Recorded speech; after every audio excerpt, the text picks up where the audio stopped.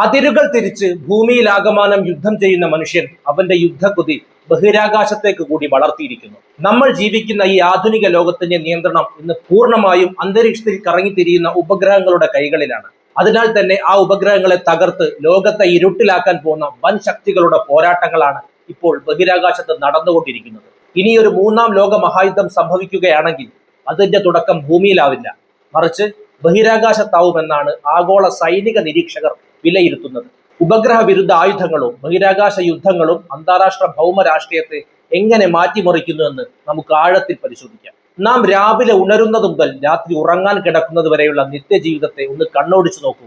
Mobile ഫോണിലെ internet, വഴി കണ്ടെത്താൻ ഉപയോഗിക്കുന്ന GPS സംവിധാനം, ബാങ്കിംഗ് ഇടപാടുകൾ, ടെലിവിഷൻ സംപ്രേഷണം, കാലാവസ്ഥ പ്രവചനം എന്നിവയെല്ലാം പൂർണ്ണമായും നിലനിൽക്കുന്നത് ബഹിരാകാശത്തുള്ള ഉപഗ്രഹങ്ങളുടെ കാരുണ്യത്തിലാണ്.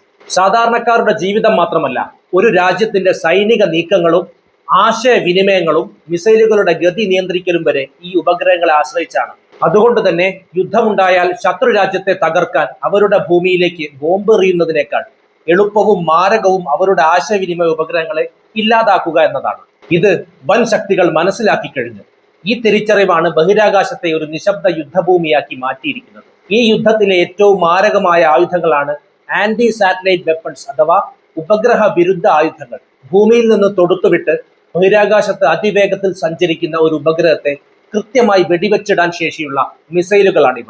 നിലവിൽ അമേരിക്ക, റഷ്യ, ചൈന, പിന്നെ നമ്മുടെ ഭാരതവും ഈ സാങ്കേതിക വിദ്യ പരീക്ഷിച്ച് വിജയിച്ചിട്ടുണ്ട്. മിഷൻ ശക്തി എന്ന ഓപ്പറേഷനിലൂടെ ഭാരതം സ്വന്തം ഉപഗ്രഹം ബഹിരാകാശത്ത് വെച്ച് വിജയകരമായി തകർത്തുകൊണ്ട് ഈ ക്ലബിലേക്ക് ഒഫീഷ്യലായി മാസ് എൻട്രി നടത്തി കഴിഞ്ഞു. ഒരു മിസൈൽ ഉപയോഗിച്ച് കിലോമീറ്ററുകൾക്കപ്പുറം മണിക്കൂറിൽ 10,000 കിലോമീറ്റർ വേഗതയിൽ പോകുന്ന ഒരു കൊച്ചു ഉപഗ്രഹത്തെ കൃത്യമായി ഇടിച്ചു തകർക്കുക എന്നത് സാങ്കേതികമായി അതീവ സങ്കീർണമാണ്. എന്നാൽ ഇന്ന് ഈ വൻ ശക്തി രാജ്യങ്ങളുടെ കൈവശം ഇത്തരം മിസൈലുകളുടെ വലിയൊരു ശേഖരം തന്നെയുണ്ട്. എന്നാൽ വെറും ഒരു മിസൈൽ ആക്രമണത്തിൽ മാത്രം ഒതുങ്ങുന്നതല്ല ഈ ബഹിരാകാശ യുദ്ധം. അതിനേക്കാൾ അപകടകരമായ മറ്റ് പല സാങ്കേതിക വിദ്യകളും ഇന്ന് വികസിപ്പിക്കപ്പെടുന്നുണ്ട്. ശത്രു രാജ്യത്തിന്റെ ഉപഗ്രഹങ്ങളെ ലേസർ രശ്മികൾ ഉപയോഗിച്ച് അന്ധമാക്കുക, അവയുടെ സെൻസറുകൾ തകരാറിലാക്കുക, അല്ലെങ്കിൽ ശക്തമായ റേഡിയോ തരംഗങ്ങൾ ഉപയോഗിച്ച് അവയുടെ സിഗ്നലുകൾ ജാം ചെയ്യുക എന്നിവയെല്ലാം ഇതിൽപ്പെടുന്നു. ഇതിനെല്ലാം പുറമെയാണ് കില്ലർ സാറ്റലൈറ്റുകൾ അഥവാ കൊലയാളി ഉപഗ്രഹങ്ങൾ എന്ന ആശയം. സ്വന്തം ഭ്രമണപഥത്തിൽ നിന്ന് മാറി സഞ്ചരിച്ച് ശത്രുവിന്റെ ഉപഗ്രഹങ്ങൾക്ക് തൊട്ടരികിലേക്ക് ചെല്ലുകയും അതിനുശേഷം ഒരു റോബോട്ടിക് ഹാൻഡ് ഉപയോഗിച്ച് ആ ഉപഗ്രഹത്തെ തട്ടിയെടുക്കുകയോ അതിന്റെ ദിശ മാറ്റുകയോ ചെയ്യുന്ന അതിവിദൂര സാങ്കേതിക വിദ്യകൾ ഇന്ന് ചൈനയും റഷ്യയും അമേരിക്കയും രഹസ്യമായി പരീക്ഷിച്ചുകൊണ്ടിരിക്കുകയാണ്. സ്വന്തം രാജ്യത്തിന്റെ ഉപഗ്രഹങ്ങൾ സുരക്ഷിതമാണെന്ന് കരുതിയിരിക്കുമ്പോൾ തന്നെ തൊട്ടടുത്ത് വന്ന് അവയെ നിശബ്ദമായി കൊന്നുകളയുന്ന ഭീകരമായ അവസ്ഥയാണിത്. ഈ ഒരു ബഹിരാകാശ മത്സരത്തിന് പിന്നിൽ കൃത്യമായ ചില ഭൗമരാഷ്ട്രീയ താല്പര്യങ്ങൾ ഉണ്ടാകുമല്ലോ. ചൈന തങ്ങളുടെ ബഹിരാകാശ ഏജൻസിയെ പൂർണ്ണമായും സൈനിക നിയന്ത്രണത്തിലാണ് കൊണ്ടുപോകുന്നത്. അമേരിക്കയാകട്ടെ ബഹിരാകാശത്തെ ഭീഷണികൾ നേരിടാൻ വേണ്ടി മാത്രം യുണൈറ്റഡ് സ്റ്റേറ്റ്സ് സ്പേസ് ഫോഴ്സ് എന്ന പേരിൽ സൈന്യത്തിന്റെ ഒരു പുതിയ വിഭാഗം തന്നെ രൂപീകരിച്ചു കഴിഞ്ഞു. റഷ്യയാകട്ടെ ബഹിരാകാശത്ത് ആണവായുധങ്ങൾ വിന്യസിക്കാൻ ശ്രമിക്കുന്നു എന്ന ഗുരുതരമായ ആരോപണമാണ് അമേരിക്ക ഇപ്പോൾ ഉന്നയിക്കുന്നത്. അന്താരാഷ്ട്ര നിയമപ്രകാരം ബഹിരാകാശത്ത് പരമാധികാരം സ്ഥാപിക്കാനോ അവിടെ ആയുധങ്ങൾ വെക്കാനോ പാടില്ല എന്ന കരാറുകൾ നിലവിലുണ്ടെങ്കിലും വൻ ശക്തികൾ ഈ നിയമങ്ങളെല്ലാം കാറ്റിൽ പറത്തിക്കൊണ്ടാണ് മുന്നോട്ട് പോകുന്നത്. ആര് ബഹിരാകാശം ഭരിക്കുന്നുവോ അവർ ലോകത്തെ മുഴുവൻ നിയന്ത്രിക്കുമെന്ന പുതിയൊരു അലിഖിത നിയമമാണ് ഇപ്പോൾ നിലനിൽക്കുന്നത്. എന്നാൽ ഈ ബഹിരാകാശ യുദ്ധം ഉയർത്തുന്ന ഏറ്റവും വലിയ ഭീഷണി എന്താണെന്ന് വെച്ചാൽ അത് മനുഷ്യവംശത്തിന്റെ തന്നെ അന്ത്യത്തിന് കാരണമായേക്കാവുന്ന ഒരു പ്രതിഭാസത്തിന് വഴി തുറക്കുമെന്നതാണ്. ഇതിനെ ശാസ്ത്രലോകം കെസ്ലർ സിൻഡ്രോം എന്ന് വിളിക്കുന്നു. ബഹിരാകാശത്ത് വെച്ച് ഒരു ഉപഗ്രഹം മിസൈൽ ഉപയോഗിച്ച് തകർക്കപ്പെടുമ്പോൾ അത് ഒരൊറ്റ കഷ്ണമായിട്ടല്ല അവശേഷിക്കുന്നത്, മറിച്ച് ലക്ഷക്കണക്കിന് ചെറിയ അവശിഷ്ടങ്ങളായി മാറും. ഈ അവശിഷ്ടങ്ങൾ ബഹിരാകാശത്ത് അതിശക്തമായ വേഗതയിൽ ഭൂമിയെ വലം വയ്ക്കാൻ തുടങ്ങും. വേഗത കൂടിയ ഈ ചെറിയൊരു കഷ്ണം അവശിഷ്ടം ചെന്ന് മറ്റൊരു ഉപഗ്രഹത്തിൽ ഇടിച്ചാൽ അത് തകരും. അതുവഴി വീണ്ടും 10,000 അവശിഷ്ടങ്ങൾ ഉണ്ടാകും. ഇതൊരു ചെങ്ങല പ്രതിപ്രവർത്തനം പോലെ തുടർന്ന് ഭൂമിക്ക് ചുറ്റുമുള്ള എല്ലാ ഉപഗ്രഹങ്ങളെയും തകർത്ത് തരിപ്പണമാക്കും. അങ്ങനെ സംഭവിച്ചാൽ ഭൂമിയിലെ ഇന്റർനെറ്റും കമ്മ്യൂണിക്കേഷനും പൂർണ്ണമായി തകരുമെന്ന് മാത്രമല്ല, വരും നൂറ്റാണ്ടുകളിൽ മനുഷ്യന് ഒരു റോക്കറ്റ് പോലും ബഹിരാകാശത്തേക്ക് വിടാൻ കഴിയാത്തവണ്ണം ഭൂമിക്ക് ചുറ്റും ഒരു മാരകമായ അവശിഷ്ടങ്ങളുടെ വേലി തീർക്കപ്പെടും. ചുരുക്കത്തിൽ നമ്മൾ കാണുന്ന ഈ ശാന്തമായ ആകാശത്തിന് മുകളിൽ കോടിക്കണക്കിന് ഡോളറുകൾ ചെലവഴിച്ച് വൻ ശക്തികൾ നടത്തുന്ന ഈ കളിയാണ്.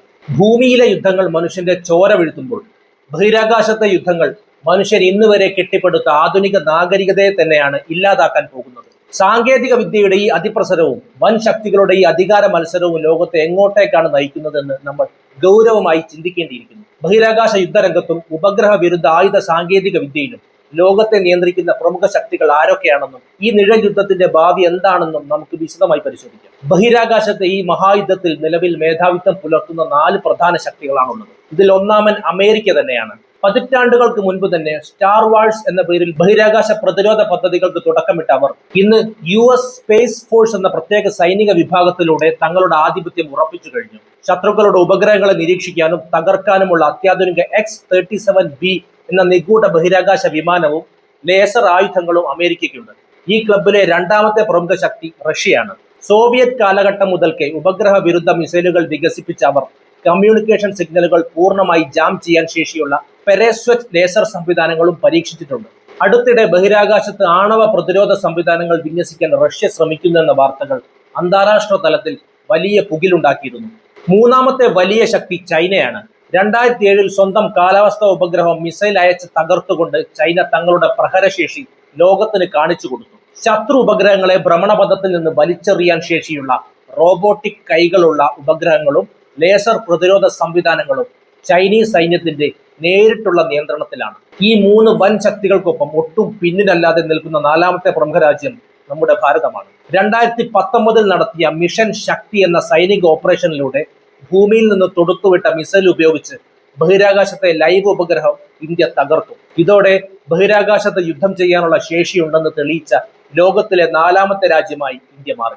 ഇതുകൂടാതെ ഫ്രാൻസ്, ബ്രിട്ടൻ, ജപ്പാൻ തുടങ്ങിയ രാജ്യങ്ങളും തങ്ങളുടെ സ്വന്തം സ്പേസ് കമാൻഡുകൾ രൂപീകരിച്ച് ഈ രംഗത്തേക്ക് അതിവേഗം ചുവടുവെക്കുന്നുണ്ട്. ഈ പ്രമുഖ ശക്തികളുടെ മത്സരങ്ങൾക്കിടയിൽ ഈ വിഷയത്തിന്റെ ഭാവി എന്തായിരിക്കുമെന്നത് ലോകത്തെ കടുത്ത ആശങ്കയിലാഴ്ത്തുന്ന ഒന്നാണ്. വരും നാളുകളിൽ ബഹിരാകാശത്തിന്റെ ഭാവി പൂർണ്ണമായും കില്ലർ ഉപഗ്രഹങ്ങളുടെയും AI നിയന്ത്രിത സൈനിക നീക്കങ്ങളുടെയും കൈകളിലായിരിക്കും. പരമ്പരാഗത മിസൈലുകൾക്ക് പകരം ശബ്ദവേഗതയേറിയ ലേസർ ആയുധങ്ങളും മൈക്രോവേവ് ആയുധങ്ങളും ഉപയോഗിച്ച് നിശബ്ദമായി ശത്രുവിന്റെ ഉപഗ്രഹങ്ങളെ അന്ധമാക്കുന്ന രീതിയിലേക്ക് കാര്യങ്ങൾ മാറും. ഇത് രാജ്യങ്ങൾ തമ്മിലുള്ള നിഴൽ യുദ്ധങ്ങൾ വർദ്ധിപ്പിക്കും. കാരണം ഒരു മിസൈൽ അയച്ച ഉപഗ്രഹം തകർത്താൽ അത് ആരാണ് ചെയ്തതെന്ന് വ്യക്തമാകും. എന്നാൽ ലേസർ ഉപയോഗിച്ച് ഒരു ഉപഗ്രഹത്തിന്റെ പ്രവർത്തനം നിശബ്ദമായി നിർത്തിയാൽ അത് സാങ്കേതിക തകരാറാണോ അതോ ശത്രുവിന്റെ ആക്രമണമാണോ എന്ന് തിരിച്ചറിയാൻ പോലും ബുദ്ധിമുട്ടായിരിക്കും. മറ്റൊരു പ്രധാന ഭാവി പ്രതിസന്ധി സൈബർ യുദ്ധങ്ങളാണ്. വരും കാലങ്ങളിൽ റോക്കറ്റുകളോ മിസൈലുകളോ ഇല്ലാതെ തന്നെ ഭൂമിയിലിരുന്ന് ഹാക്കിംഗ് വഴി ശത്രു രാജ്യത്തിന്റെ ഉപഗ്രഹങ്ങളുടെ നിയന്ത്രണം പൂർണ്ണമായി കൈക്കലാക്കാൻ വൻ ശക്തികൾക്ക് സാധിക്കും. ഇത് GPS സംവിധാനങ്ങളെ തെറ്റായ ദിശയിലേക്ക് നയിക്കാനും ആഗോള ചരക്കു നീക്കവും വ്യോമഗതാഗതവും പൂർണ്ണമായി തകിടം മറിക്കാനും കാരണമാകും. കൂടാതെ സ്പേസ് എക്സ് പോലുള്ള സ്വകാര്യ കമ്പനികളുടെ സ്റ്റാർലിങ്ക് ഉപഗ്രഹ ശൃംഖലകൾ ഇന്ന് യുദ്ധങ്ങളിൽ വലിയ സ്വാധീനം ചെലുത്തുന്നുണ്ട്. അതുകൊണ്ട് തന്നെ ഭാവിയിൽ ഇത്തരം സ്വകാര്യ കമ്പനികളുടെ ഉപഗ്രഹങ്ങളും വൻ ശക്തികളുടെ സൈനിക ലക്ഷ്യങ്ങളായി മാറും. ഏറ്റവും ഭീകരമായ അവസ്ഥ ഈ മത്സരങ്ങൾ മൂലം ബഹിരാകാശത്ത് കുന്നുകൂടുന്ന അവശിഷ്ടങ്ങൾ ഭാവിയിലെ മനുഷ്യന്റെ ബഹിരാകാശ യാത്രകളെ തന്നെ പൂർണ്ണമായി തടസ്സപ്പെടുത്തിയേക്കാം എന്നതാണ്. ഒരു അന്താരാഷ്ട്ര നിയമത്തിലും നിയന്ത്രിക്കാൻ കഴിയാത്ത വണ്ണം ബഹിരാകാശം ഒരു അരാജകത്വ ഭൂമിയായി മാറുന്ന കാഴ്ചയാണ് നാം വരും വർഷങ്ങളിൽ കാണാൻ പോകുന്നത്. ലോകത്തെ വൻ ശക്തികൾ ബഹിരാകാശത്ത് നടത്തുന്ന ഈ അധികാര മത്സരങ്ങളെയും ഭാവിയിൽ ഇത് മനുഷ്യരാശിക്ക് വരുത്തി വെക്കാൻ പോകുന്ന വൻ ദുരന്തങ്ങളെയും നിങ്ങൾ എങ്ങനെ വിലയിരുത്തുന്നു? ഭൂമിയിലെ യുദ്ധങ്ങൾ പോലെ തന്നെ അപകടകരമാണോ ബഹിരാകാശത്തെ ഈ നിശബ്ദ യുദ്ധവും? നിങ്ങളുടെ അഭിപ്രായങ്ങൾ താഴെ കമന്റായി രേഖപ്പെടുത്തൂ. നമുക്ക് മറ്റൊരു വിഷയവുമായി വീണ്ടും കാണാം. നന്ദി.